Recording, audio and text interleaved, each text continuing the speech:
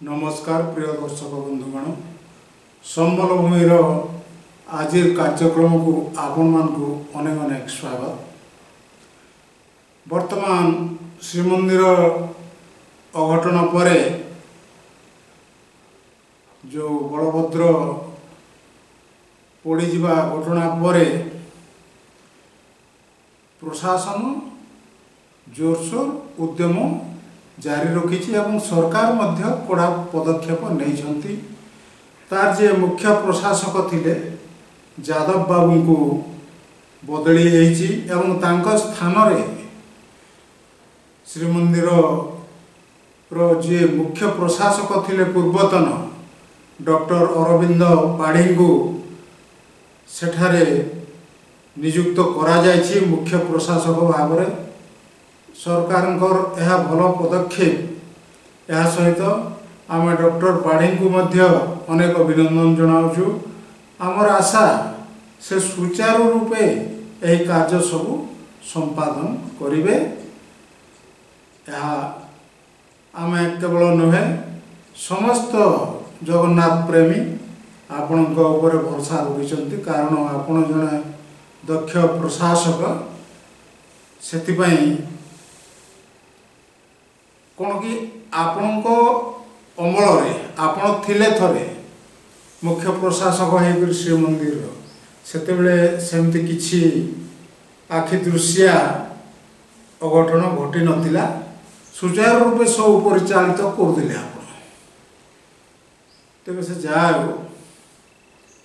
वर्तमान dengue malaria अन्य झाड़ा बांती विभिन्न जिनस सचेतनता रथ मान बाहर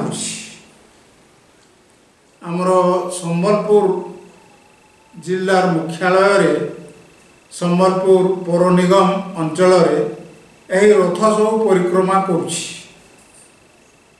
खूब भल कथा रथ तो निश्चय परिक्रमा करिवो। तेबे कौन है नाई डेंगू सचेतनता अन्य सचेतनता विशेषकर वर्तमान डेंगू को प्राधान्य दि जाउछि। आम गतकाली कहिदिलु जे खाली कहीदेले हेब ना कार्यकारी करने आवश्यक से कथाटी आम कहिदिलु। एबे समग्र संबलपुर अंचल रे जे भली भावरे एक अवहेलित वातावरण सृष्टि होइछि। संबलपुर पौर निगम एथिपाई कड़ा समालोचना आह्वान करिछि। समस्त समालोचना करुछंती गतिविधि देखिक कौटी रास्ता नहीं कौटी इलेक्ट्रिक नहीं कौटी पानी नहीं कौटी परिमल व्यवस्था ठीक नहीं कौटी सफाई कार्य ठीक नहीं। से ठिका संस्था जमी चाहिला से ता मन को आसला से कला नहेले नहीं। एमिति रे जदि सचेतनता रथ परिक्रमा करे लोके हसिबे ना ताको पालन करिवे।